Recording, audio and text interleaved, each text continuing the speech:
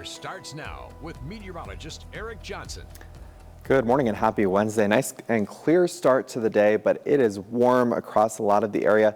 Most of us have woken up to temperatures in the low to mid 60s. And as we move into the afternoon, it's going to be a hot day once again, up to about 95 degrees. Now our weather headlines continuing to track hot and mostly dry conditions, although as we move into Thursday, we'll see a weak disturbance moving through. That's going to bring a round of some showers and thunderstorms to the area for tomorrow during the afternoon and evening. Now, if you're in Helena, we are seeing a hazy start to our day.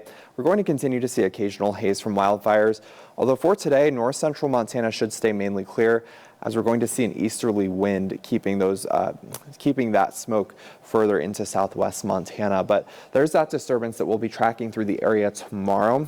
And again, that is going to bring a storm threat for us. The main impacts with these storms will be gusty winds and lightning. We are expecting mostly dry thunderstorms. A few of those could contain a quick downpour, but overall not expecting a lot of precipitation with the storms moving through. Now for the rest of today, you'll notice we may be tracking an isolated shower storm into Judith Basin and Fergus County. So Lewistown, you'll be on the lookout for a quick storm later this afternoon. And then late tonight, we are going to be tracking a round of some dry thunderstorms that will pass over the Continental Divide and head into north central Montana by tomorrow morning. That could bring some lightning to the area early in the day, and then those will track further to the east by the afternoon, getting to about Lewistown, and then we'll see some more storms firing off. Those could push through Choteau County and parts of Hill and Blaine counties later into your Thursday evening. But overnight Thursday into Friday, we clear back out and we'll continue to see some sunshine to close out the work week. Right now, looking at calm wind from Great Falls all the way down to Butte. We will see an easterly wind picking up across the plains today.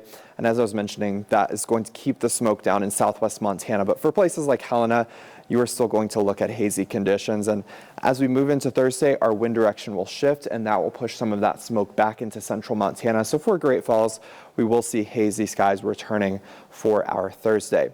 But as I was mentioning, wind is not going to be a big factor for today, so that should really help with firefighting efforts for the Horse Gulch fire and many of the other fires burning across the state. Although with some of those storms that do fire off into Judith Basin and Fergus County, we could see some locally stronger wind gusts, so that could have some impacts with lightning as well. But 97 today for Helena, 96 in Augusta and Townsend. It's going to be a hot afternoon up towards central Montana. Fort Benton, you will be the hot spot today, close to 100 degrees. We're up to 89 for Stanford and Lewistown. And then up on the High Line, we are heating things up today as well. 94 for Cut Bank and Chester, Shelby and Havre. We're up to 95 today. And then into northeastern Montana, it's also going to be hot from Chinook over to Glasgow. Highs right around 94. Here's that extended forecast. And taking a peek at the weekend, it does heat up. We're looking at highs in the mid 90s, and that will persist right into next week.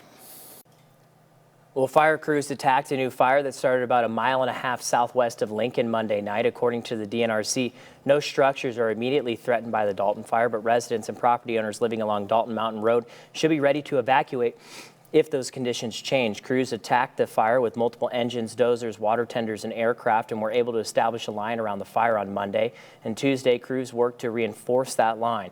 Residents are asked to limit their travel in and out of the area, and people who don't live on Dalton Mountain should avoid the area so firefighters can do their job. And one thing we've heard repeatedly over the week, do not fly drones